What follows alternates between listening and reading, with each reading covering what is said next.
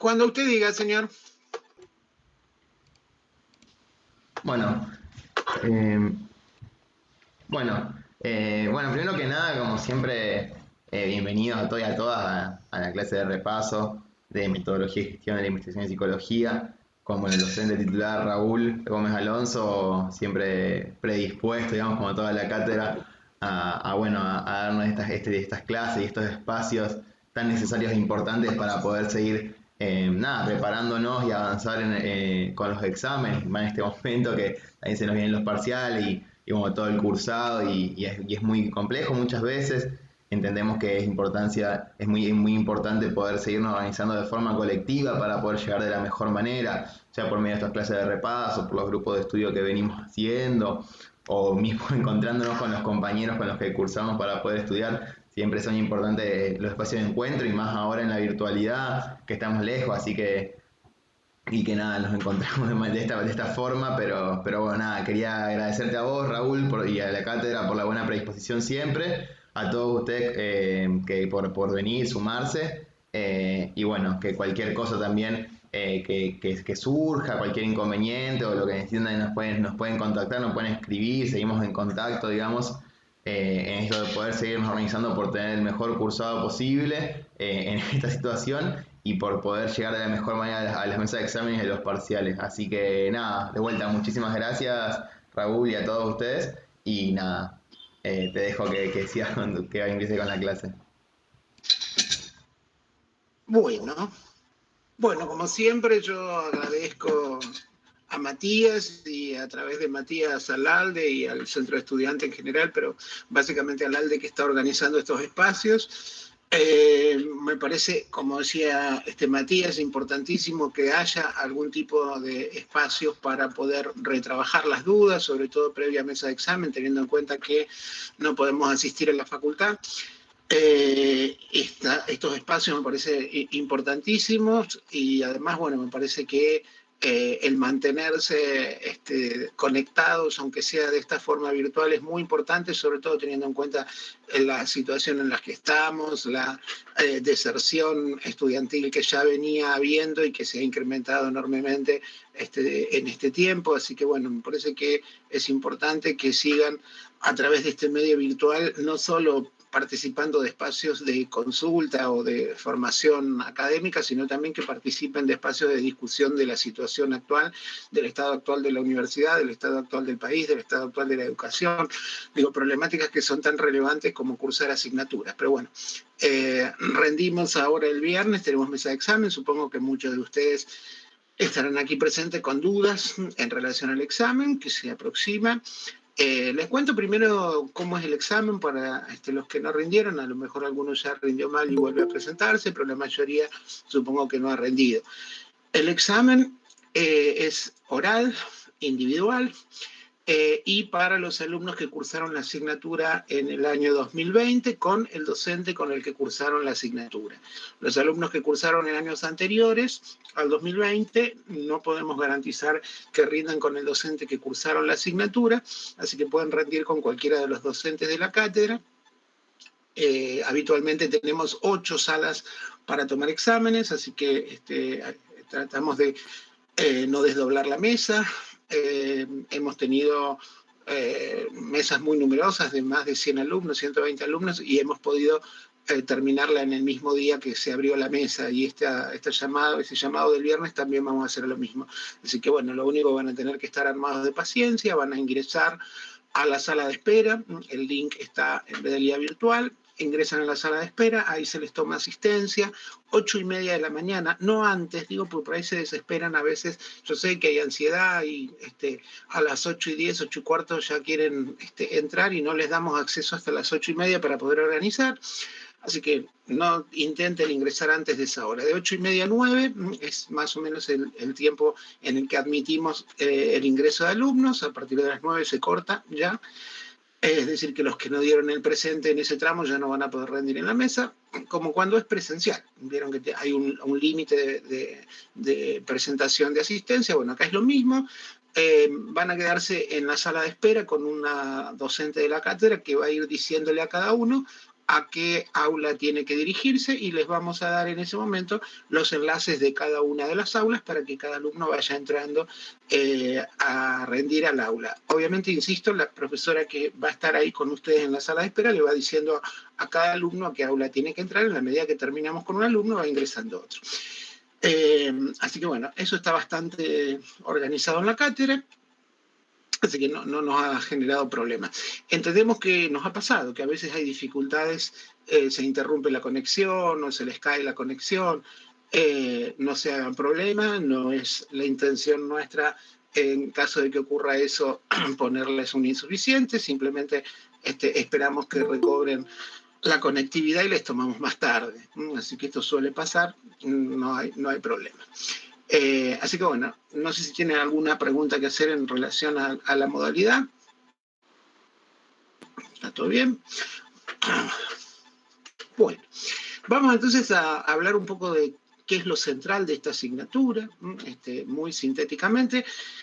Ustedes saben que la asignatura en su programa ya desde el comienzo plantea que concebimos la metodología de la investigación como una metadisciplina, es decir, como una disciplina que se encarga de analizar las formas en que las distintas disciplinas investigan y sistematizar para poder transferir los conocimientos. Es decir, que no se trata, cuando pensamos la metodología de la investigación, no se trata de una guía de cómo investigar, sino que entendemos la metodología de una manera crítica, no procedimentalista. Eso queda claro en el planteo de entrada y es importante que lo tengan en claro, porque en relación a esto hay dos maneras de pensar la metodología, como les decía, una que es pensar que la metodología se encarga simplemente de transmitir el método y cómo son las reglas para llevar adelante el proceso de investigación, y otra mirada que es la metodología crítica a la que adhiere la cátedra, en donde consideramos que la metodología de la investigación es una metadisciplina encargada del análisis, su objeto de estudio, son las formas en las que las distintas disciplinas llevan adelante los procesos de investigación para producir conocimiento. También, de entrada en el programa anticipamos que concebimos dos ejes de abordaje de la metodología de la investigación. Un eje que tiene que ver con la concepción de la investigación científica como una práctica social y por lo tanto contaminada, condicionada por los procesos históricos. Toda investigación se lleva a cabo en un contexto histórico, político, económico, social y por lo tanto la práctica de investigación está condicionada por todos esos procesos. Nosotros entendemos a la investigación como una práctica social, insisto, como tal, condicionada por todo el contexto. Ese es un eje de trabajo de la asignatura, la investigación como práctica social, y por lo tanto se aborda, sobre todo en la primera unidad de la asignatura, una breve historia del proceso de investigación, una historia de la ciencia, breve, acotada, pero básicamente lo que queremos marcar en ese eje es cómo la forma en la que se produce el conocimiento fue cambiando a lo largo de la historia, para entender esto de la investigación como un proceso social. Y por lo tanto, vemos tres grandes momentos en estas formas de producir conocimiento, con características bien claras. Por un lado, la microciencia, que abarca el periodo que va desde el surgimiento de la ciencia moderna hasta mediados del siglo pasado, un poquito antes, hasta la finalización de la Segunda Guerra Mundial, década del 40, y hacia los finales, donde aparece una nueva manera de producir conocimiento y arranca otra estructura que es lo que habitualmente se llama la macrociencia. Y esta forma de producción de conocimiento va adquiriendo nuevas características y va mutando, y a partir de finales de la década del 70, comienzos de los 80, aparece una nueva forma en la producción de conocimiento, que es lo que conocemos como tecnociencia. O sea que esos tres grandes momentos, insisto, marcan distintas formas en la producción, en la manera de producir conocimiento. Cada una, insisto, tiene sus propias características, donde se va viendo cada vez más en este proceso la transformación del conocimiento que pasa a ser cada vez más notorio y sobre todo en el periodo de tecnociencia, una mercancía, un objeto de intercambio. Ese es el momento que empieza a verse en la macrociencia y que se va profundizando y que vemos cada vez más actual. Básicamente de ese eje, no centramos tanto el examen en ese eje porque realmente incluso en épocas de presencialidad, de cursado presencial de la asignatura, esa unidad, la unidad 1, se trabaja fundamentalmente en los teóricos. En los trabajos prácticos no se trabaja, es una unidad de abordaje solamente en las clases teóricas y tampoco es la que tenemos pensada como eje de la asignatura, porque lamentablemente la asignatura es anual, de un solo año no nos alcanza todo el tiempo. Entonces, básicamente ponemos el centro en el otro eje, que es la investigación como un proceso. Entonces, el eje de la investigación como práctica social y las características de la producción del conocimiento es uno de los ejes.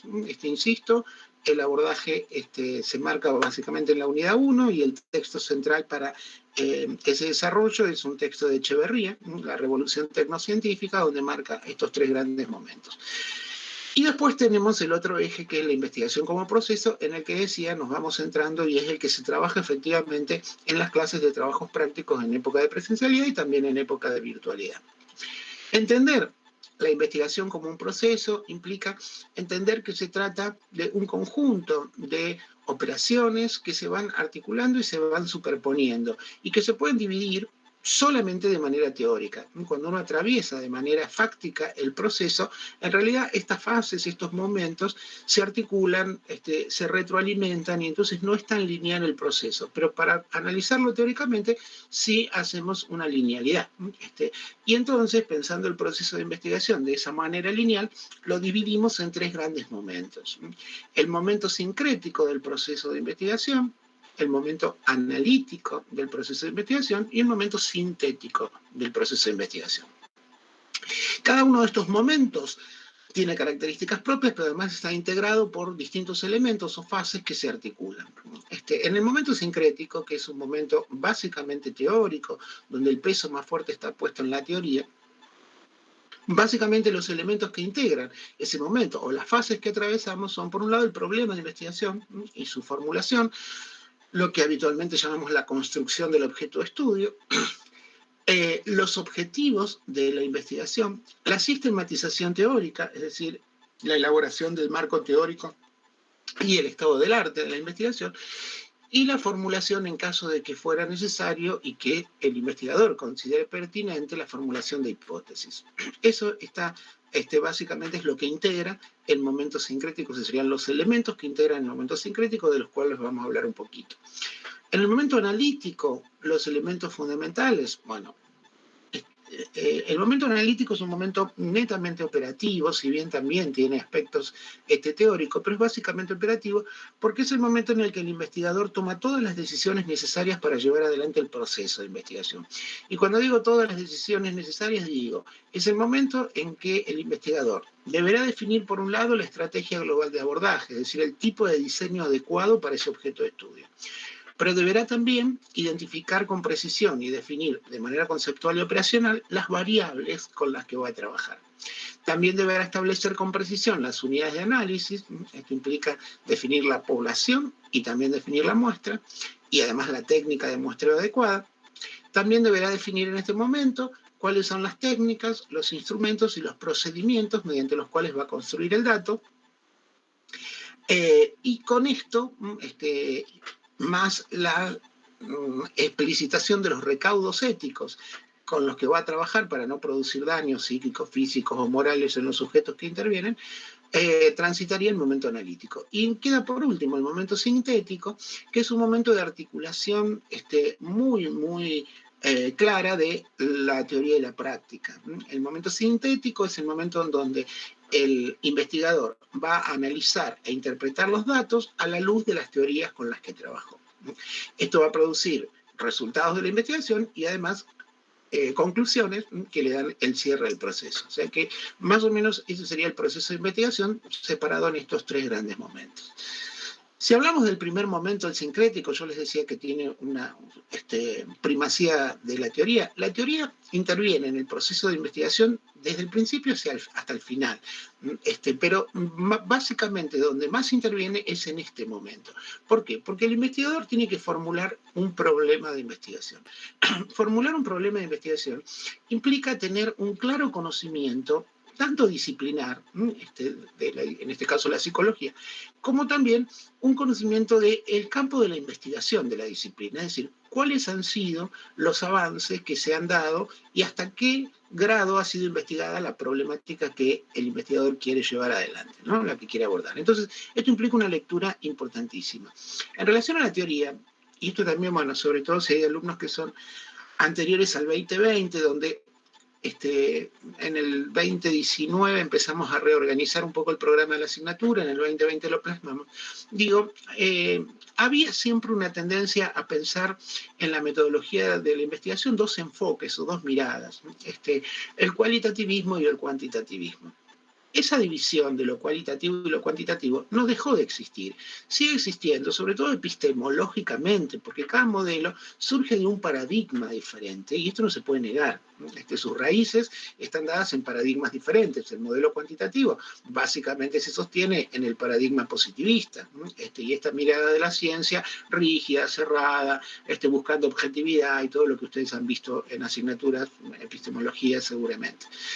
Mientras que los modelos cualitativos parten de otro paradigma, que es el paradigma de las ciencias sociales, un paradigma en donde la objetividad pasa a ser cuestionada y se propone que la subjetividad es lo que prima, donde la explicación deja de tener la importancia que le daba el cuantitativismo y pasa a ser la interpretación, el eje del proceso. O sea, los paradigmas son diferentes. Ahora bien, hoy en día nadie desconoce esa diferencia de paradigmas del cual surgen las dos miradas en investigación, pero desde lo que es la metodología, cada vez más la tendencia es a la triangulación, es decir, a la complementariedad de estrategias cuali y cuantitativas en el abordaje del objeto. Esto no quiere decir mirar primero lo cuantitativo y después de lo cualitativo o viceversa, sino que quiere decir integrar ambas miradas en la construcción de los resultados. Entonces, hoy en día ya no existe esa división cualitativismo-cuantitativismo en lo metodológico, insisto. No quiere decir que esté borrada, pero las diferencias están básicamente sostenidas epistemológicamente, que no se van a borrar nunca, porque los paradigmas en los que se han fundado estos modelos siguen existiendo y son diferentes. Pero decía, cuando hablamos del papel de la teoría, si nosotros pensamos en el momento en el que lo cualitativo y lo cuantitativo estaban tan distanciados, ¿no? Donde había esa grieta entre ambos, había una discusión en relación a la función de la teoría. Pero yo digo, la teoría interviene en todo el proceso, pero inicialmente los cuantitativistas planteaban que la teoría tenía un peso muy importante en el comienzo de la investigación, porque el investigador tenía que saber todo, lo más que podía sobre el objeto que quería investigar, y después la teoría decrecía y volvía a aparecer al final, sutilmente en el análisis de los datos, integrando algo. El modelo cualitativo, en cambio, decía que cuanto más despojado de teoría estaba el investigador, más fácil era abordar el objeto, porque estaba menos contaminado y entonces la teoría no era tan importante al comienzo, porque la teoría se iba a ir construyendo en el proceso mismo de encuentro con el objeto. Entonces le daba un valor a la teoría diferente. En el cuantitativismo la teoría parecía como fundamental y necesaria al comienzo, después decrecía eso, y en el cualitativismo, por el contrario, la teoría no tenía tanto peso al comienzo, sino que se hablaba de teorías emergentes que iban a ir apareciendo durante el proceso y lo final era lo importante. Hoy en día, digo, porque esto, cuando yo marco que esa discusión cual y cuantitativismo hoy en lo metodológico no existe, o al menos no tiene el peso que tenía, hoy en día todos reconocemos que no se puede iniciar un proceso de investigación sin conocimientos previos. O sea, en el comienzo del proceso de investigación, el investigador, aún quienes adhieren al paradigma cualitativo, no desconocen que, por un lado, el investigador está formado en la disciplina, por lo tanto, tiene elementos de conocimiento del objeto con el que va a trabajar. Y por otro lado, tiene que revisar las investigaciones actuales para poder saber si vale la pena o no llevar adelante el proceso de investigación. Es decir, que Por eso marco esto, que no hay diferencia en relación a lo cual y a lo cuanti en el momento de producción del objeto. En los dos tenemos que tener conocimientos previos para poder llevar adelante una buena pregunta de investigación. Pero entonces les decía, lo primero que tiene que hacer el investigador es identificar esa problemática con la que quiere trabajar. Y para esto, habitualmente lo que se hace es un camino que podemos dividir en tres pasos, ¿no? Primero la focalización, ¿no? Es decir, el investigador tiene que focalizarse en el objeto. Esto sería más o menos como elegir un tema. Pensar en un tema, sobre todo en disciplinas que tienen tantas áreas de abordaje como la nuestra, ese primer paso de pensar en un tema es muy importante. Es decir, bueno, no sé muy bien qué quiero todavía, pero sé que voy a volcarme a hacer una investigación en el ámbito de la educación, en el ámbito de la publicidad, en el ámbito de la clínica, o sea, empezar a pensar un tema amplio. Ahora, una cosa es el tema y otra cosa es el problema. Una vez que el investigador ya ha focalizado, es decir, que tiene el tema, empieza otra tarea, que es lo que se suele llamar la explicitación. Es decir, va a empezar a descomponer ese tema en las dimensiones que lo integran para llegar a ver cuáles son los conceptos con los que quiere trabajar y qué relación hay entre esos conceptos. Eso suele llamarse el momento de la explicitación o la operación de explicitación, o sea que focalizo, explicito. Y todavía me falta un poco más, que es fijarme que esas preguntas no sean, esas ideas que se me ocurren no sean demasiado generales y empezar a delimitarlas, tanto delimitarlas conceptualmente como delimitarlas espacio-temporalmente. O sea que tenemos que hacer una focalización, una explicitación y una delimitación para llegar ¿a qué? A una pregunta de investigación. Ahora, tenemos que empezar a ubicar esas ideas que tenemos, esos conceptos que queremos dentro del campo disciplinar y tenemos que leer. Tenemos que leer para tomar una posición, para conocer qué se ha dicho y para poder tomar una posición. Y además, insisto, tenemos que leer investigaciones actuales para saber en qué estado se encuentra la problemática, qué se ha dicho, quién lo ha dicho, dónde lo ha dicho, cómo lo ha dicho, cuáles son los métodos que se han utilizado para abordar objetos. Eso lo vamos a encontrar en investigaciones actuales, que nos permiten ver si realmente nuestra idea de investigación tiene sentido. Es decir, si vamos a hacer una pregunta que tenga pertinencia, es decir, que produzca un conocimiento nuevo y que sea importante en la disciplina. Eso lo vamos a saber solamente, insisto, a partir de esta búsqueda. Pero bueno, vamos haciendo estas lecturas, vamos vocalizando, pasamos del tema, vamos explicitando, dilucidando los conceptos centrales y sus relaciones, vamos delimitando conceptualmente cada vez más eso que queremos investigar, entonces llegamos a una pregunta. Una pregunta de investigación tiene que cumplir para que sea correcta con ciertos criterios. Básicamente hablamos de criterios de pertinencia o sustantivos y criterios formales. Los criterios de pertinencia o sustantivos son básicamente tres y son que lo que vaya a aparecer como respuesta a nuestra pregunta sea un conocimiento nuevo, primero de los criterios, o sea que tiene que ser conocimiento lo que se produzca, porque la investigación es una actividad orientada a la producción de conocimiento, ¿no? Entonces la respuesta a la pregunta tiene que ser un conocimiento novedoso. Segundo criterio, tiene que tener importancia dentro de la disciplina, es importante investigarlo, para la disciplina resulta relevante conocer sobre ese objeto. Y el tercero es que tenga la posibilidad de una contrastación empírica. Cuando hablamos de una contrastación empírica, estamos hablando de que existan observables que permitan confirmar lo que estamos haciendo, ¿no? No estoy diciendo de un experimento, digo simplemente que existen observables. Entonces, esos tres son los criterios sustantivos que tiene que cumplir una pregunta de investigación para ser pertinente. Pero por otro lado también hay criterios formales. Los criterios formales también son tres. Por un lado la desagregación, y esto tiene que ver con la delimitación de la que hablábamos antes, quiero decir que las preguntas no sean generales, ir planteando cada vez más particularidad para que sea más fácil el acceso a la realización de la experiencia de la contrastación empírica. La desagregación, por un lado, la claridad, y esto es muy importante, usar términos que no sean ambiguos, tratar de que la pregunta no se preste a más de una interpretación, porque esto también sería complejo. Y por otro lado, la factibilidad, es decir, que contamos con los recursos, tanto humanos, temporales como materiales, para llevar adelante el proceso. Si se cumplen estos criterios, entonces la pregunta va por buen camino. Una vez que tenemos la pregunta, todavía no tenemos construido el objeto. Tenemos la pregunta de investigación con la cual se supone que vamos a hacer todo el proceso para darle respuesta, ¿no? Entonces, una vez que tenemos la pregunta, lo que tenemos que hacer es transformar esa pregunta en un problema de investigación para poder construir el objeto. Diríamos que la pregunta es la enunciación del problema y lo que nosotros necesitamos es la formulación del problema. Para que el problema quede formulado, lo que tenemos que hacer es tomar esa pregunta y someterla a 3 operaciones. Contextualizarla, es decir, ubicarla en un marco más amplio que incluya lo social, lo histórico, lo político, lo económico. Tenemos que fundamentar, y cuando hablo de fundamentar, digo, tenemos que dejar establecido con claridad que es importante para la disciplina darle respuesta a esa pregunta y transferir conocimientos sobre ese tema. Y por otro lado, tenemos que delimitar, es decir, establecer con precisión los alcances que va a tener nuestra investigación.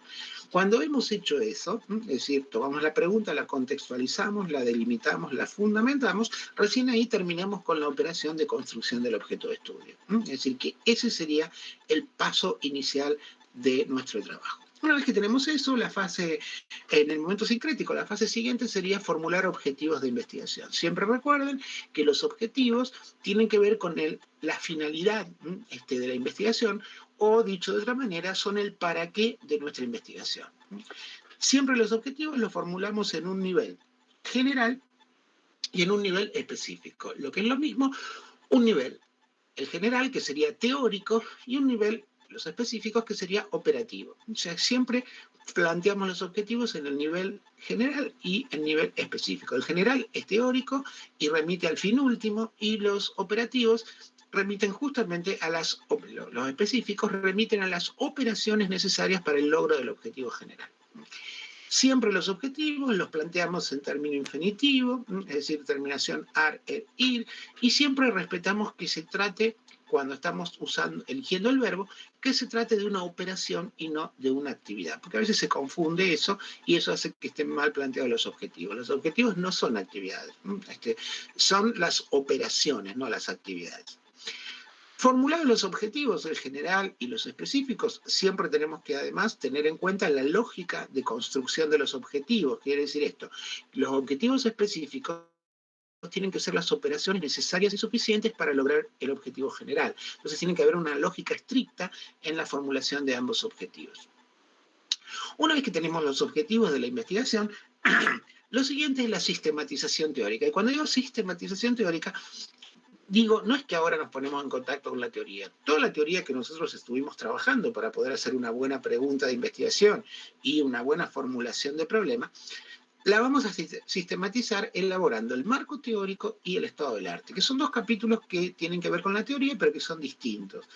Por un lado, el estado del arte son los antecedentes, es decir, ¿qué se ha investigado? ¿Dónde se ha investigado? ¿Cómo se ha investigado? ¿Cómo se articula lo que se ha investigado con lo que nosotros estamos por investigar? Los antecedentes se usan como una especie de fundamentación de nuestra investigación. Es decir, tengo que marcar hasta dónde llegaron otros investigadores y por qué yo voy a continuar, qué utilidad tiene continuar con esto, para qué va a servir. Eso sería el estado del arte o antecedentes del trabajo. Y sobre todo, insisto, marcar lo último que se ha trabajado, consultando básicamente revistas científicas, investigaciones, tesis, documentos que tienen que ver con espacios donde se transfieren conocimientos de investigaciones realizadas.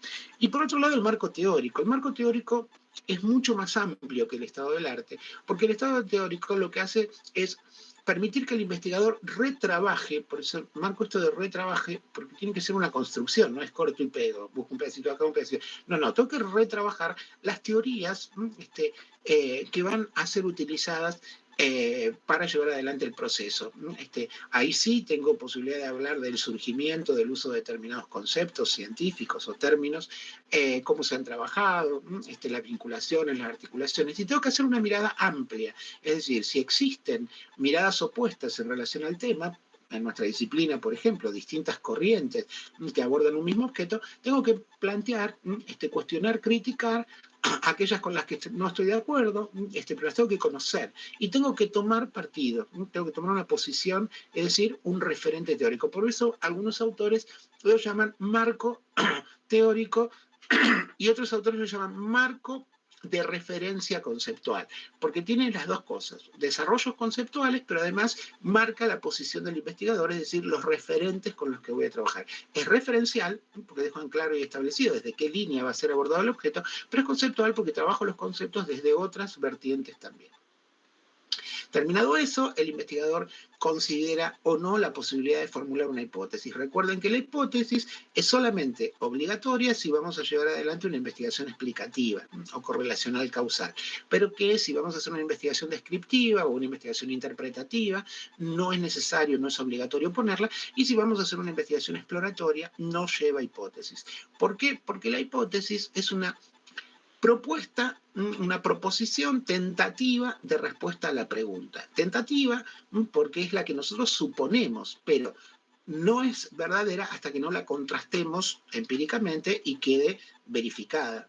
Mientras tanto es tentativa, es una respuesta tentativa. Si la sometemos a contrastación y se contrasta afirmativamente, es decir, la aprobamos, esa hipótesis pasa a ser un conocimiento. Pero mientras tanto es una proposición tentativa. Entonces, ¿por qué la exploratoria no lleva hipótesis? Porque el fundamento central de la hipótesis es la teoría. Una teoría, el recorrido teórico, la relación entre los conceptos es la que me permite formular la hipótesis. Una hipótesis es correcta si está bien fundada. Bien fundada quiere decir fundada en una teoría fuerte y sólida.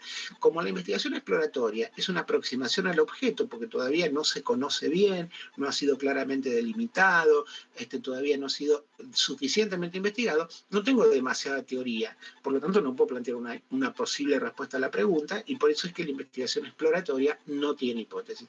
En la descriptiva o en la explicativa, hay conjeturas, pero en el caso de la exploratoria, hay conjeturas, pero no necesariamente hipótesis. No hay hipótesis, insisto, porque no tengo teoría suficiente en la cual fundarla. En la descriptiva o la interpretativa es decisión del investigador si va o no a formular una hipótesis, porque no es obligatorio hacerlo. Hay teoría que me permitiría fundarla, pero depende de los medios con los que yo cuente para hacer la contrastación empírica, si me conviene o no formularla. Entonces es una decisión del investigador el que tenga o no tenga hipótesis. Si la investigación, siendo descriptiva o interpretativa, no tiene hipótesis, los objetivos se transforman en el eje del proceso. Es decir, si hay hipótesis, todo el proceso de investigación, todo el diseño está pensado en un diseño para contrastar la hipótesis. Si no hay hipótesis, el diseño es para la comprobación de los objetivos, tratar de que los objetivos se logren. Entonces los objetivos pasan a ser el eje central en el proceso de investigación cuando la investigación no tiene hipótesis. Ahí cerraría el momento sincrético. La hipótesis, además, aparece de alguna manera con un pie en la teoría, porque está fuertemente fundada en la teoría, pero también aparece con un pie en el momento analítico, si se quiere, porque tiene elementos operativos, porque yo tengo que formularla de tal manera que sea posible su contrastación, o sea que tiene que estar formulada ya conteniendo elementos empíricos. Entonces, por eso algunos autores dicen, bueno, la hipótesis aparece como la bisagra entre el momento sincrético y el momento analítico. Estaría con un pie en cada uno de los momentos. Por otro lado, tenemos el momento analítico. El momento analítico, yo les decía que es el momento de las grandes decisiones. Lo primero que el investigador va a decidir es qué tipo de diseño es el adecuado para abordar el objeto. Cuando hablamos de tipo de diseño, estamos hablando fundamentalmente de la estrategia general de abordaje de objeto. La estrategia general de abordaje de objeto va a estar muy condicionada por el objeto. O sea, que no es que la elige libremente el investigador. El investigador ya eligió, tampoco libremente, con determinados condicionamientos, el tema. Ahora, el tema de su investigación y la pregunta que se hizo van a condicionar mucho la posibilidad de abordar con un diseño o con otro. Para abordar los distintos tipos de diseño, nosotros sugerimos en la materia la lectura de Hernández Sampieri, el capítulo 7, sobre los distintos diseños, pero hay otras clasificaciones que hacen otros autores. Nosotros sugerimos la de Sampieri porque tal vez es el más completo, pero también tiene sus problemas. Hay autores que los cuestionan porque dice que en esta clasificación mezcla criterios, pero bueno, básicamente a la hora del examen, lo que tomamos como bibliografía obligatoria para hablar de los tipos de diseño es el texto de Sampieri, donde hay una clara diferenciación entre lo que son los diseños experimentales y los diseños no experimentales. Tengan en cuenta que la diferencia central entre los dos tipos de diseños es si hay o no manipulación de variables. Cuando se manipulan las variables, tenemos un diseño de tipo experimental, y cuando se analiza el fenómeno en contexto natural, sin introducir modificaciones, es decir, sin manipular variables, estamos ante un diseño no experimental.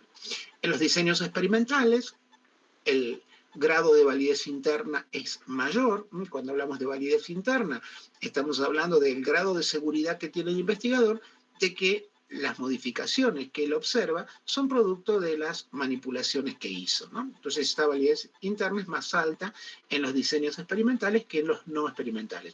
Pero bueno, como contrapartida, el concepto de validez externa, la capacidad de o la seguridad que tiene el investigador de llevar adelante procesos de generalización, es decir, extender los resultados que obtuvo a otras situaciones, es menor cuando hacemos una investigación experimental que cuando hacemos una no experimental. Entonces, en los experimentales, mayor validez interna, menor validez externa; en los no experimentales, mayor validez externa, menor validez interna. Ahora, dentro de los experimentales también la validez interna varía, y por eso tenemos tres tipos de diseños experimentales. El caso de los preexperimentos, los cuasi experimentos y los experimentos puros, con una validez interna en crecimiento. Validez interna muy baja en los preexperimentos, validez interna media en los cuasi experimentos y validez interna alta en los experimentos puros. Y por otro lado, dentro de los diseños no experimentales podemos diferenciar temporalmente los diseños transversales, que son aquellos en los que se lleva adelante una única operación de aplicación de instrumentos de medición, y los longitudinales, donde los instrumentos de medición se aplican en varias instancias, ¿no? Entonces, temporalmente podemos diferenciar a los diseños no experimentales en transversales y longitudinales. Obviamente también dentro de los transversales podemos diferenciar exploratorios, descriptivos, yo agregaría interpretativos, y correlacionales no causales o correlacionales causales. Recuerden que la diferencia está en que tanto en los exploratorios como en los descriptivos, lo que el investigador hace es tratar de describir o explorar variables, mientras que en los correlacionales lo que intenta es describir la relación entre las variables, no cada una de las variables por separado, sino la relación que se da entre esas variables. Esto es el diseño, el tipo de diseño que va a elegir o tipo de estudio que va a llevar adelante el investigador. En Zampieri tienen, porque él sí maneja todavía esta división de lo cuantitativo y lo cualitativo, lo que hace Zampieri es en el capítulo 7 marcar los diseños estos que yo hablé, que son los cuantitativos, y después marcar en el capítulo 15 algunos diseños de tipo cualitativo. Yo no les diría que se metan con esta diferenciación, por esto que decíamos antes. Hoy ya esta diferencia entre lo cual y lo cuanti se sostiene solo epistemológicamente, pero metodológicamente la tendencia es la complementariedad metodológica. El otro elemento a tener en cuenta en el momento analítico tiene que ver con la definición conceptual y operacional de las variables. El investigador tiene que hacer una definición tanto conceptual como operacional de las variables. Cuando hablamos de las variables, estamos hablando de las características o atributos que el investigador va a tratar de evaluar en las unidades de análisis, es decir, en los integrantes de su muestra o población de acuerdo con lo que trabaje. Entonces, las variables son características o atributos que están indicando una propiedad dentro de las unidades de análisis. Habitualmente uno dice, la variable es la característica en estudio de un fenómeno dado, es decir, de todo un fenómeno, aquellos aspectos que el investigador selecciona para hacer un seguimiento. Las variables se pueden clasificar y para eso tenemos distintos criterios. Las podemos clasificar desde un criterio de complejidad, y decir que hay variables simples y complejas de acuerdo a las operaciones necesarias para su medición. Una variable simple cuando se puede medir con una única operación, es compleja cuando requiere más de una operación para su medición. Las podemos clasificar desde un criterio matemático, diferenciando variables cuantitativas que se pueden medir numéricamente de variables cualitativas que no permiten medición numérica, se miden a través de atributos.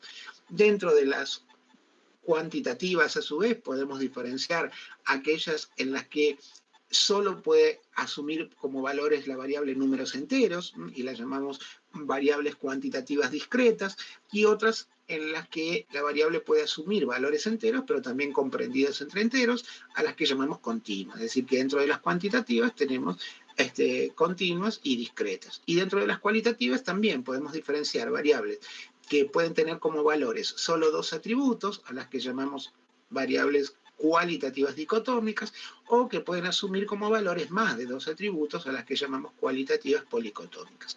También podemos clasificar a las variables desde un criterio psicológico y diferenciar variables estímulo, que representan todo lo que llega al sujeto, variables de respuesta, que representan todo lo que emite el sujeto por el estímulo recibido, y variables organísmicas, que remiten a aquello que es propio e intrínseco del sujeto. Este es otro criterio de clasificación. También las podemos clasificar de acuerdo a un criterio metodológico y diferenciar variable independiente, que es la que el investigador manipula. Cuando digo manipula, digo la hace variar de manera intencional dentro de un intervalo previsto, pero es el investigador el que le asigna valores. La variable dependiente, que es la que el investigador mide para ver cómo se mueve de acuerdo a la manipulación que le está haciendo, y las variables extrañas, que serían aquellas que podrían estar contaminando la relación entre las variables independientes y las dependientes, y el investigador debe intentar controlarlas para que no confunda los resultados. Este criterio, el criterio metodológico, básicamente aplica cuando se hace una investigación experimental, porque recuerden que yo les dije que la investigación experimental y la no experimental, o los diseños experimentales y no experimentales, se diferencian de acuerdo a se manipule o no la variable. Entonces, donde se manipulan variables son los diseños de tipo experimental. Ahí podemos claramente analizar variable independiente, independiente extraña. Pero si hacemos una investigación no experimental, donde el investigador no manipula nada, analiza el fenómeno en condiciones naturales, no podemos diferenciar variable dependiente, independiente y extraña, porque, insisto, la independiente es la que el investigador manipula. Si el investigador no manipula nada, entonces no podemos claramente identificar esta variable. Y hay otro criterio de clasificación de las variables, que es de acuerdo a la escala de medición que soporta. Es decir, con qué escala se puede medir esa variable. Y en ese sentido tenemos 4 escalas y por lo tanto 4 tipos de variables. La escala nominal, que solo permite que el investigador identifique valores para la variable sin poder hacer ninguna operación entre valores. Las variables ordinales, que permiten la identificación, pero también permiten una operación que es la clasificación, menor mayor, mayor menor, pero se pueden ordenar jerárquicamente. O sea que además de identificar los valores de la variable, se puede hacer entre esos valores la operación de ordenamiento jerárquico. Las variables de intervalo, que permiten, además de identificar y ordenarla jerárquicamente, establecer entre dos valores continuos de la variable un intervalo constante. Y por último tenemos la escala de razón, que permite todo eso y agrega un elemento más, que es la posibilidad de encontrar un punto de ausencia de variable al que llamamos cero absoluto. Entonces tenemos 4 escalas. La escala nominal solo permite identificar, la escala ordinal, identificar y establecer orden jerárquico, la intervalar, ordenar, jerarquizar y determinar intervalos constantes, y la de razón, todo eso más la ubicación de un cero absoluto, un punto de ausencia de variables. Sí, alguien vi que... sí, Antonella, la escucho. Sí, podría dar ejemplos de intervalares, perfecto. Hay variables, por ejemplo, siempre recuerden que la variable es un constructo, es una construcción teórico-empírica que hace el investigador en la investigación. Si el investigador no selecciona ese aspecto, esa propiedad para estudiarla, no estamos hablando de variable, estamos hablando de un dato cualquiera.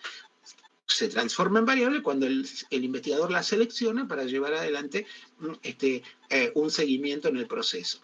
Supónganse que el investigador está analizando la variable género de los sujetos. Entonces, ahí tenemos 2 posibilidades, masculino o femenino. ¿Podemos hacer alguna otra operación además de identificar los valores? No, porque no podemos decir que lo masculino jerárquicamente es más que lo femenino, o que lo femenino jerárquicamente es más que... No podemos hacer nada, simplemente identificar. Esa sería una variable que admite solo la escala nominal. Supónganse que estoy trabajando con otra variable, por ejemplo, la variable orden de mérito, ¿no?, en la que salieron los sujetos. Entonces voy a tener primero, segundo, tercero. Pero además voy a poder hacer otra cosa, porque entre primero, segundo y tercero puedo establecer un orden jerárquico. Este es el que tiene mayor puntaje, este es el que tiene el puntaje que le sigue. Puedo hacer una operación más. Ahí tenemos una variable que la puedo medir en escala ordinal. Ahora, yo no puedo determinar entre dos valores contiguos de la variable el mismo intervalo. Es decir, el que salió primero a lo mejor tiene 9 puntos, el que salió segundo tiene 8, pero el que salió tercero a lo mejor tiene 5. Entonces fíjense que la distancia del primero al segundo no es la misma que del segundo al tercero. Entonces yo puedo en ese caso decir, bueno, esta variable se midió en la escala ordinal. Ahora, por ejemplo, si yo considero la temperatura, la temperatura, yo digo, bueno, voy a medir la temperatura en distintos lugares para hacer un proceso de cómo varía, o en distintos momentos del año, para ver cómo varía la temperatura en una localidad determinada. Entonces puedo tener, bueno, 15 grados, 16, 18, 20, 24. Fíjense que yo puedo primero nombrarlas, identificar valores, 8, 12, 10, 15, 28, 40, los grados que haya. Además puedo establecer un orden jerárquico. Yo puedo decir, bueno, 8 grados es más frío que 10 grados, que es más frío que 15 grados y así, ¿no? Pero además yo puedo decir que entre dos valores consecutivos de la variable hay intervalos constantes. De 1 grado a 2 hay la misma distancia que de 2 a 3, que de 3 a 4. En la escala de medición hay la posibilidad de establecer esos valores constantes. Pero además tengo otra escala que me permite una operación más. Ahí Antonella estaba dando un ejemplo, si le quedó claro, de intervalar. La temperatura sería intervalar. Yo puedo nombrar, puedo establecer orden jerárquico y puedo determinar intervalos constantes entre dos valores consecutivos de la variable. Pero yo lo que no puedo hacer todavía en esa variable, por ejemplo, temperatura, que se mide en escala intervalar, es establecer un punto de ausencia de la variable. No hay ningún punto donde no haya temperatura. Aún el cero es un cero arbitrario, no es un cero absoluto, porque 0 grados no quiere decir que no hay temperatura. Dice que hay una temperatura de 0 grados, ¿no? Ahora, si yo, por ejemplo, tomo otra variable que es la humedad, ahí sí puedo establecer un cero absoluto. Es decir, que puedo hacer las tres operaciones anteriores, nombrar, identificar los valores, establecer jerarquía entre los valores, determinar intervalos constantes, pero además puedo encontrar un punto de ausencia de la variable. 0% de humedad quiere decir que no hay humedad. Ese cero es un cero absoluto. El cero de la escala de temperatura, en cambio, es un cero arbitrario. Es decir, se pone, pero no está indicando ausencia de la variable. Bien, a Antonella le quedó claro, perfecto. Entonces, esto es la clasificación de variables desde distintos criterios. Entonces vimos criterio de complejidad, criterio matemático, de naturaleza matemática, criterio de naturaleza psicológica, criterio metodológico y este último que es criterio según valores, según escalas de valor.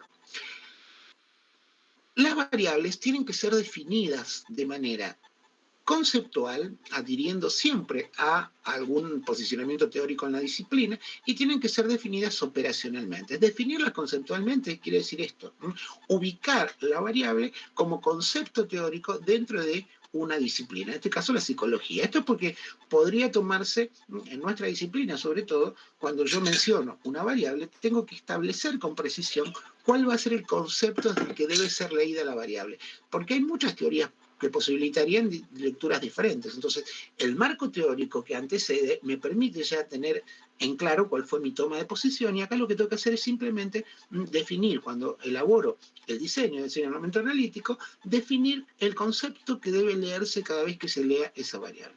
Pero además de esa definición conceptual, la variable tiene que ser definida de manera operacional.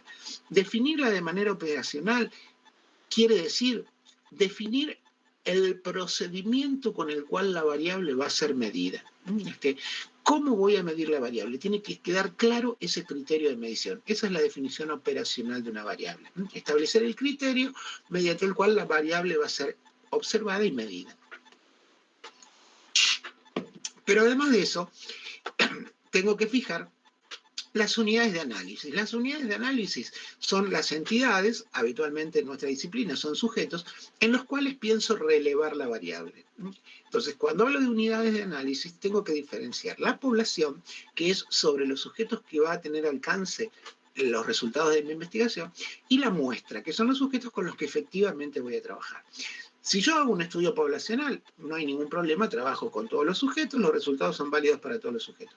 Pero cuando yo trabajo con una muestra, mi intención es generalizar después los resultados, pasar los resultados desde esa muestra, que son los sujetos con los que efectivamente trabajé, a una población más amplia.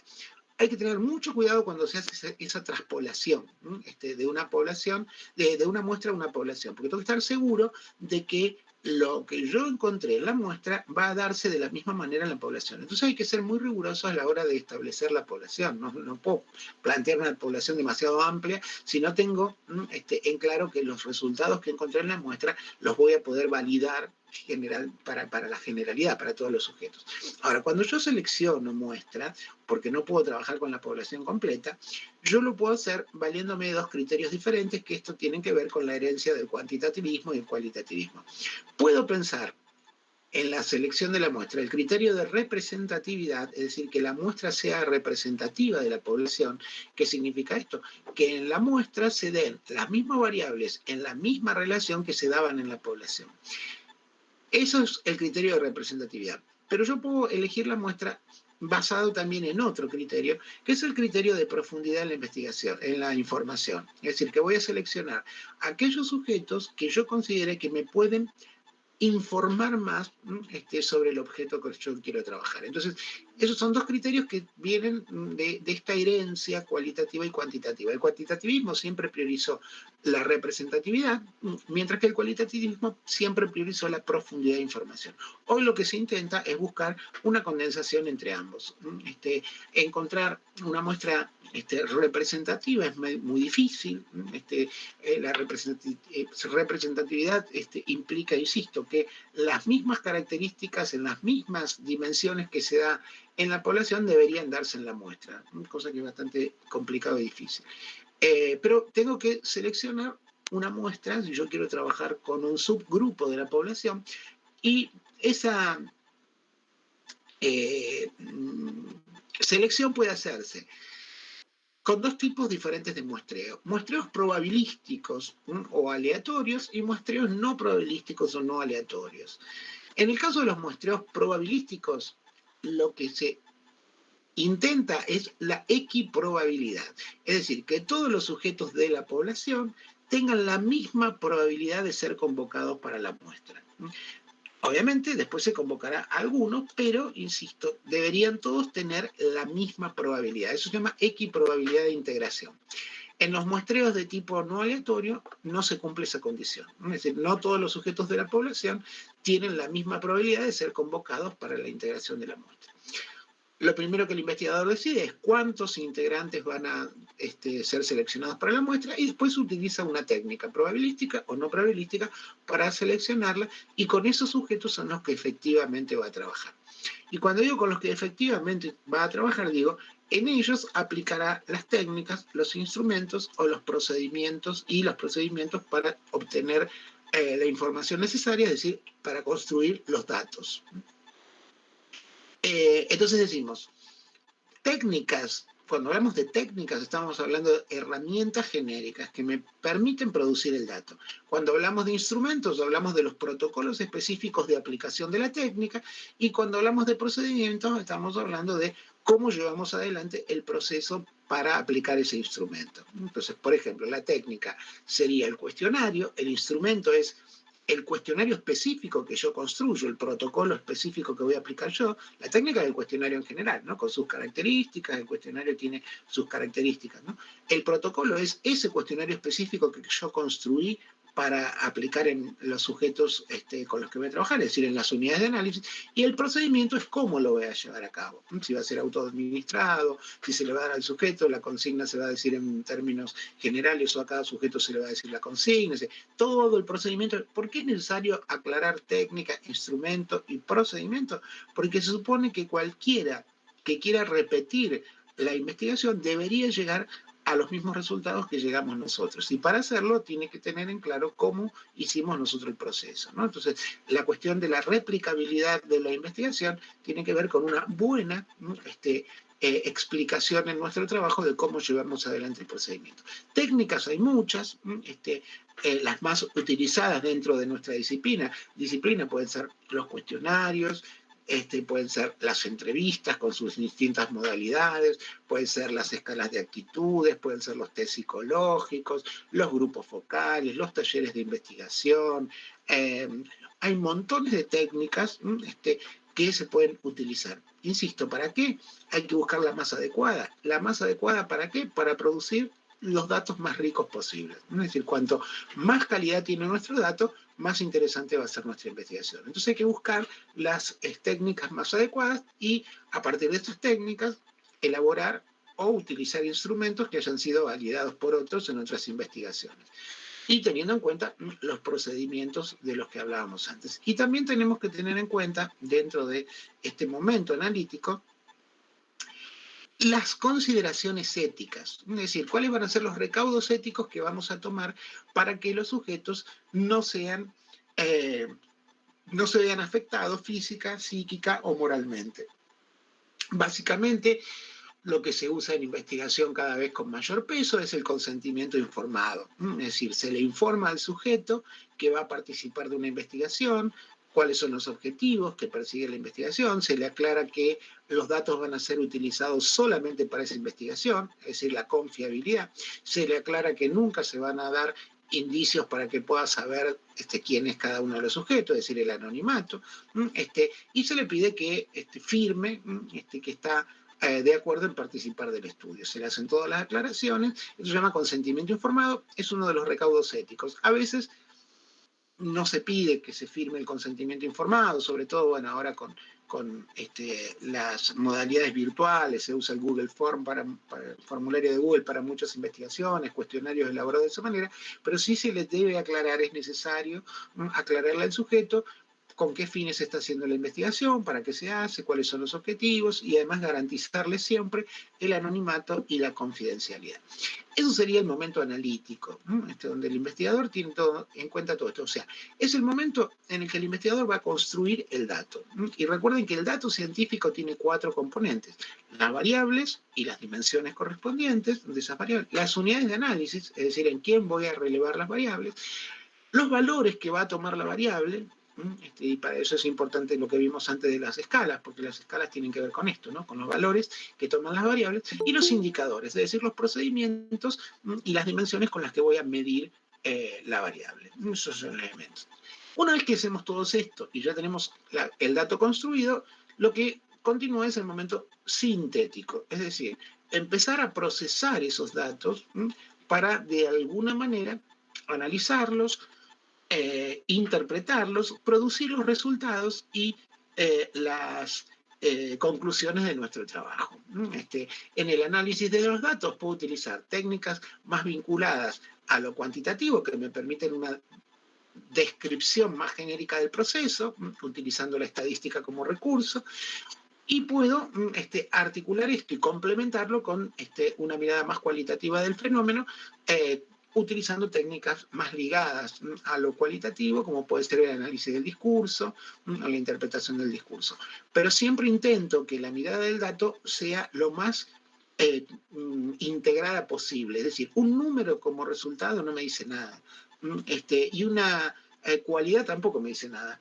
En cambio, si yo articulo la cantidad con la cualidad, es decir, hago una lectura del dato integrada, va a ser mucho más rico el análisis que voy a tener. Esto, en términos generales, es el proceso de investigación.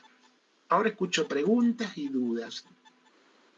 Pero en términos generales, esto es cuando hablamos, insisto, de los 2 ejes de la asignatura, de la investigación como práctica social, todo lo que tiene que ver con la historia de la producción del conocimiento y las modificaciones en la producción del conocimiento a lo largo de la historia. Y cuando hablamos de la investigación como proceso, el eje central de la asignatura, como les digo, esto es lo que ustedes tienen que poder hacer, una recorrida por todo el proceso de investigación. Bien, escucho preguntas, niños, niñas.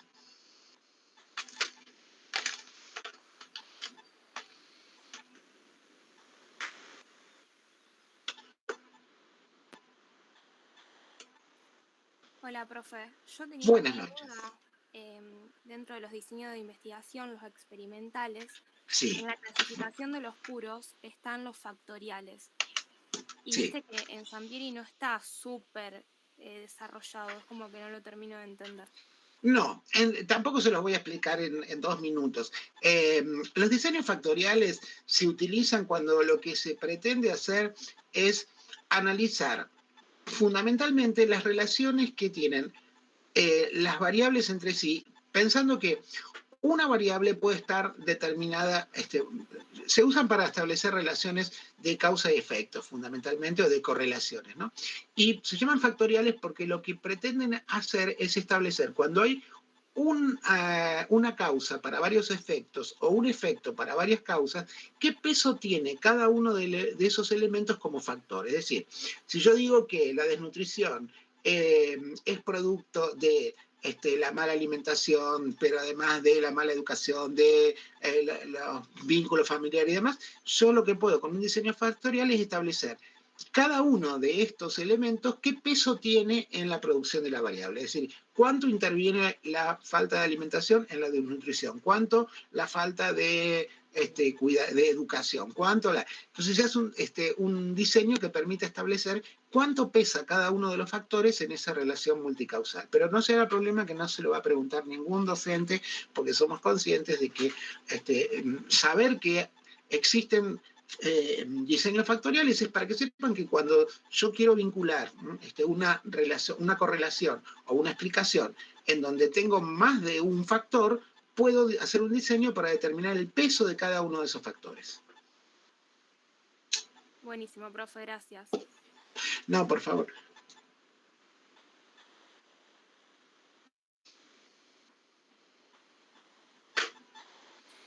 Y una duda más tengo con respecto al tamaño de la muestra. Sí. A ver, para que te quiero leer bien lo que tengo.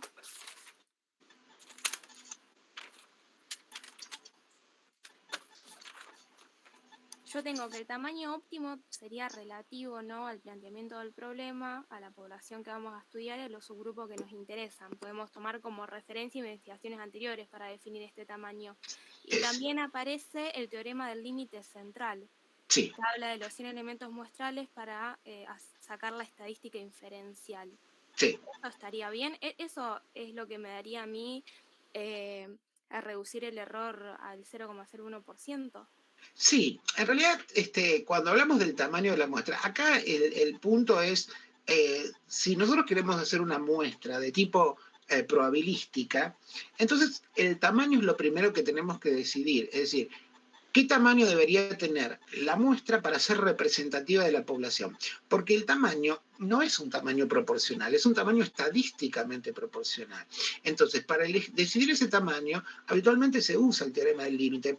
En general, lo que se hace es analizar la variabilidad de las variables. No es lo mismo si yo tengo variables con poca variabilidad que si tengo variables con una amplia variabilidad. Obviamente, la variabilidad de la variable va a determinar si la muestra es más grande o más chica. Cuanto más variabilidad tenga la variable, más grande debería ser la muestra. Pero además, tengo que tener en cuenta el error estadístico con el que quiero trabajar. A menor error estadístico que yo quiera tener, mayor deberá ser el tamaño de la muestra. Entonces, digo, no hace falta tampoco que nosotros somos conscientes de que ustedes no han visto psicoestadística y que los elementos de estadística que tienen son los básicos, por lo tanto no le vamos a pedir que nos expliquen el teorema del límite o cómo saca el tamaño de la muestra estadísticamente.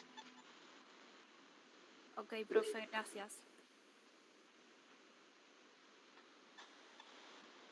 Sí, acá hay una pregunta. Sí. Cuando hablamos de investigaciones no experimentales, y según la clasificación que hace Sampieri, él hace una distinción dentro de las no experimentales según una dimensión temporal. Entonces, para eso plantea una posible división entre lo que serían investigaciones transversales y lo que serían investigaciones longitudinales. Las investigaciones transversales son investigaciones que permiten hacer un análisis de un fenómeno en un momento dado, es decir, puedo relevar el fenómeno mediante la aplicación de los instrumentos de producción de datos en una única instancia, porque es como una foto en este momento. En cambio, los estudios longitudinales lo que proponen es un seguimiento de la variable a través del tiempo. Sería una diferencia entre una foto o una película, digamos, ¿no? Los estudios transversales son una foto del fenómeno en un momento dado, mientras que los longitudinales son un seguimiento del fenómeno a lo largo del tiempo.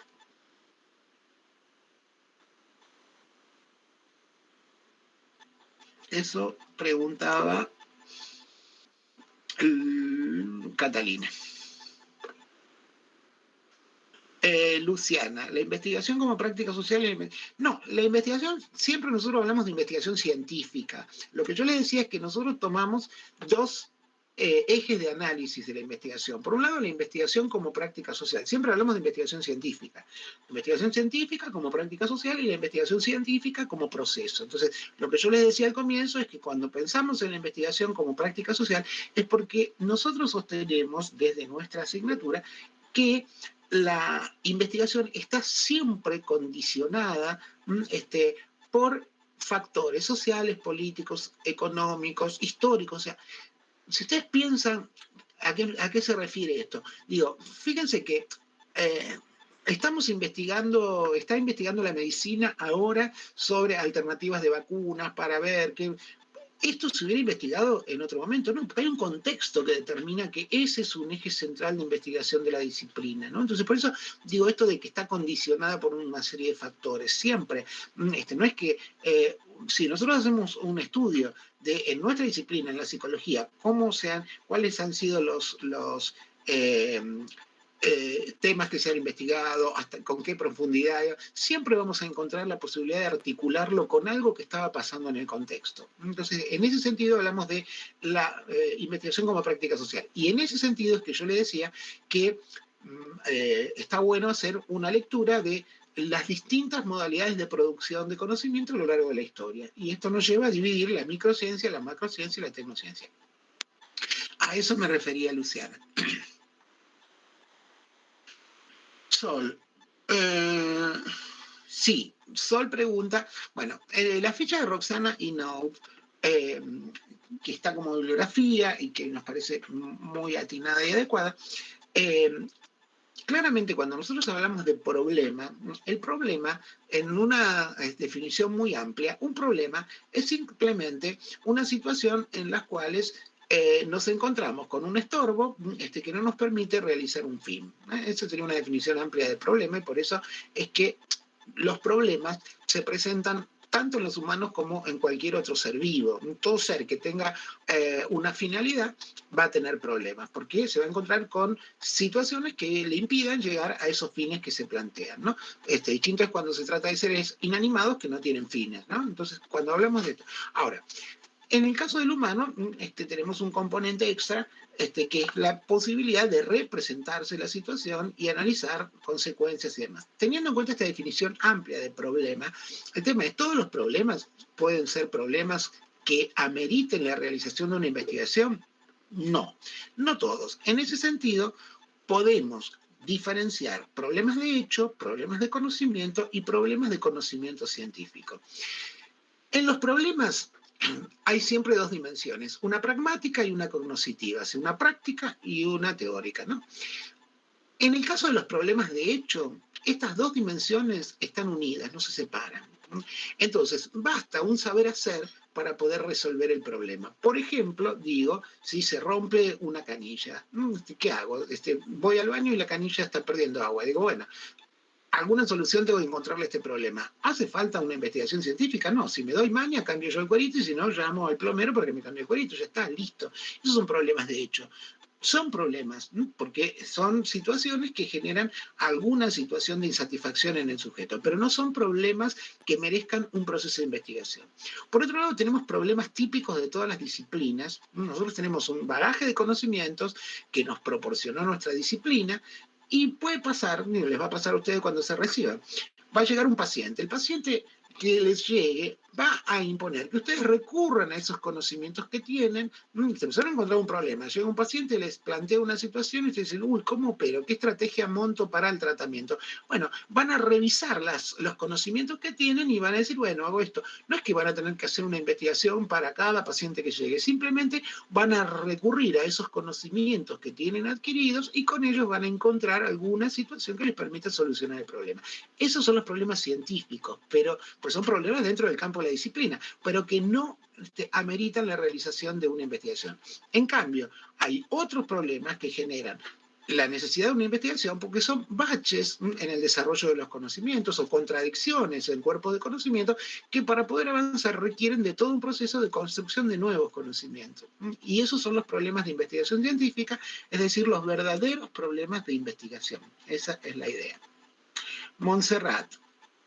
Sí, cuando hablamos de investigación interpretativa, la interpretación vinculada a la hermenéutica tiene que ver con la producción de sentido, y entonces hablamos de investigación interpretativa cuando estamos pensando en una investigación que apunte a conocer el sentido que se le asigna a determinado suceso, a determinado fenómeno. Por ejemplo, si yo quiero hacer una investigación sobre cómo los estudiantes de psicología perciben la virtualidad en relación a la presencialidad en la comprensión de los temas tratados.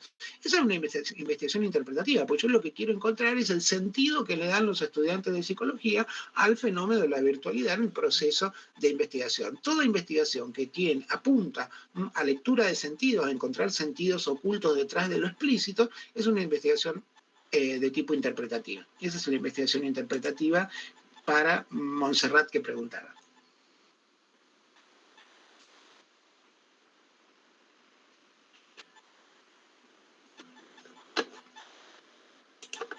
¿Alguna otra duda?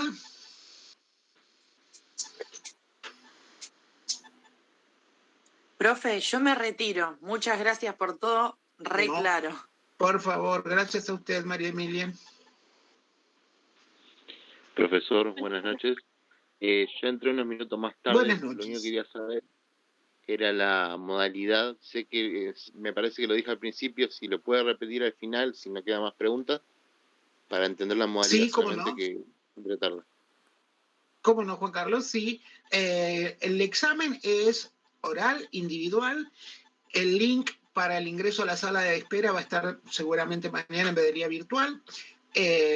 Ingresan a la sala de espera 8:30 de la mañana, se toma asistencia y después los alumnos que son del año 2020 rinden cada uno con el docente con el que cursaron la asignatura. Y los que son de años anteriores van rindiendo después con el resto de los docentes. El examen dura aproximadamente 15 minutos y se quedan todos en la sala de espera como si fuera el pasillo de la facultad y hay con ustedes una docente y esa docente le va diciendo a qué aula se dirige. Tenemos 8 aulas diferentes, entonces la docente que está en sala de espera le va diciendo a qué aula se tiene que ir dirigiendo cada alumno en la medida en que va saliendo otro. Esa es la modalidad, Juan. Perfecto, muchas gracias, profe. No, por favor. Profe, hola. Hola. Yo tenía una pregunta con respecto a la investigación interpretativa. ¿Esto se podría decir que esta investigación es más no propia únicamente, pero es más propia para las investigaciones cualitativas? Tiene que ver justamente el cualitativismo. Uno de los puntos de discusión entre el cualitativismo y el cuantitativismo era que el cualitativismo decía que la explicación era el fin de la producción de conocimiento, era explicar los fenómenos. Y el cualitativismo en esa época de disputa decía, no, los fenómenos no se explican, se interpretan. Hoy en día, que ya ese borramiento se ha dado, todos entendemos que la interpretación es parte del fenómeno. El sujeto, el investigador siempre interpreta. Lo que pasa es que lo que se intenta buscar hoy es, porque el grave problema entre el cualitativismo y el cuantitativismo, el más fuerte, era la objetividad o la subjetividad, ¿no? Para el cuantitativismo, sobre todo el más ligado a las ciencias duras, el conocimiento era científico siempre y cuando se obtenga de manera objetiva. El cualitativismo decía, no, la objetividad no existe, porque el que investiga es un sujeto, por lo tanto siempre va a haber una contaminación subjetiva. Hoy el criterio es, no podemos hablar de objetividad salvo si la pensamos como una construcción. La objetividad se construye por intersección de subjetividades. Entonces, por eso es que cada vez es mayor la intención de investigación grupal, en donde todos los investigadores deberían interpretar de una forma similar el dato. Entonces, si se interpreta de una forma similar el dato, hay una objetividad que se construyó por intersubjetividad. Pero sí, en los orígenes lo interpretativo está más vinculado a lo quali, aunque hoy, insisto, lo interpretativo no tiene que ver solo con lo quali, sino que tiene que ver con el proceso de investigación, porque hoy lo quali y lo quanti metodológicamente cada vez más intentan complementarse. Bien, y la otra duda que tenía era que en realidad no sé si es muy importante o no, si la cátedra hace énfasis en esto, más que nada la distinción entre validez de contenido y de constructo, que esa diferencia no me queda muy clara, pero no sé si es No, importante. no es de lo más importante. Lo que sí es importante es que usted sepa que todo instrumento que se utiliza para producir un dato tiene que cumplir con 3 características. Tiene que ser válido, tiene que ser objetivo y tiene que ser confiable. Cuando hablamos de que tiene que ser objetivo, decimos, no tiene que depender de quién lo aplica. Si usted hace un cuestionario o lo hace otra persona, las respuestas que se obtienen deberían ser las mismas. Por eso es objetivo, ¿no? O si se aplica un test, cualquiera que lo aplique debería obtener la misma respuesta. Entonces, a eso nos referimos con la objetividad. Tiene que ser válido. ¿Qué quiere decir que tiene que ser válido? Que tiene que medir aquello que quería medir. A eso se refiere la validez, que mida lo que pretende medir. Si fue diseñado para medir la ansiedad, que mida la ansiedad y no otra cosa. A eso se refiere la validez. Después sí, podemos decir que hay distintos tipos de validez, de constructos, pero no importa, sepa de qué es válido. Y confiable, es decir, que pueda captar las mínimas variaciones de la variable. A eso se refiere con que sea confiable. Que pueda captar mínimas variaciones de la variable, que cualquiera que lo aplique obtenga los mismos resultados y que mida lo que específicamente pretende medir. Esas son las características que tiene que cumplir cualquier instrumento de medición. Ser objetivo, válido y confiable. Listo, gracias, profe. No, por favor.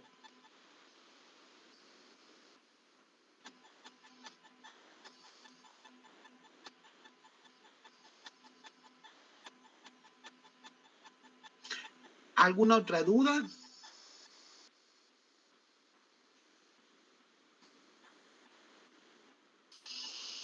Bueno, parece que no hay más dudas, Mati.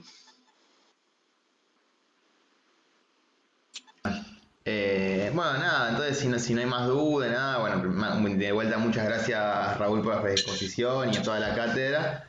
Y bueno, muchas gracias a todos y a todas por sumarse, esperemos, y yo estoy seguro que les sirvió y bueno, que muchos éxitos también en el examen a todos y a todas. Así que nada, muchas gracias de nuevo.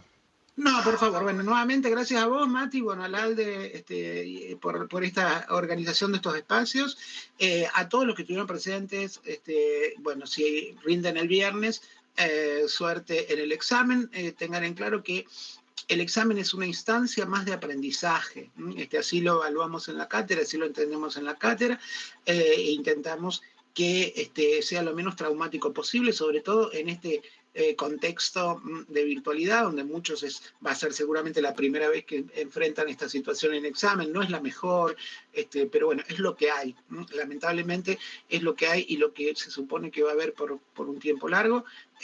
No sé si han escuchado varias declaraciones de nuestro ministro de Educación que dice que la educación universitaria no le preocupa porque son adultos y entonces la virtualidad no afecta nada.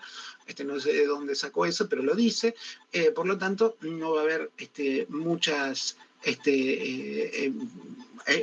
urgencia en solucionar este problema en las universidades. De hecho, nosotros hace más de un año que estamos sin clases y la facultad está exactamente igual que hace un año atrás, ¿no? O sea, no se usó ese año para hacer modificaciones y pensar en un retorno, aunque sea progresivo. Bueno, estamos en las mismas condiciones, la facultad no está en condiciones de dar clases presenciales en este momento.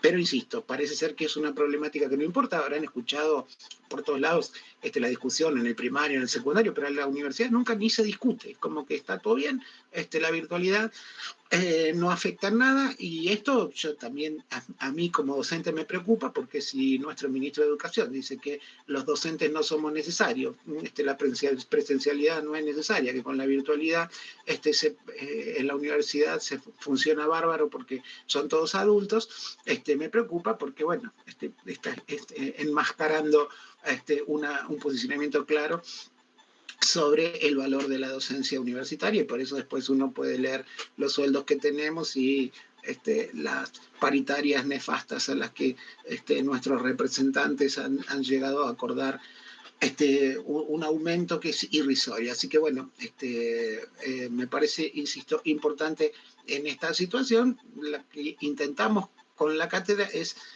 que sea lo menos traumático posible el proceso del examen y que sea lo más llevadero posible el proceso de cursado.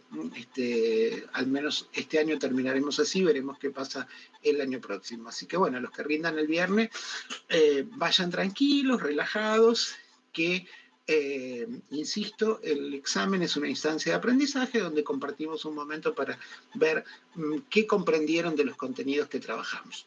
Así que bueno, nuevamente agradezco a Mati y a todos ustedes por estar aquí presentes, y bueno, los que no rindan ahora, habitualmente con Matías organizamos antes de cada mesa de examen un espacio para poder charlar sobre la asignatura, así que los que no van a rendir el viernes, nos veremos más adelante, y además todos los miércoles 17:30 horas es mi horario de consulta, así que pueden venir a la hora de consulta también. Sí, ¿alguien habló? Muchas gracias, profe. No, por favor, gracias a ustedes. Listo, entonces. Bueno, Mati, nos vemos.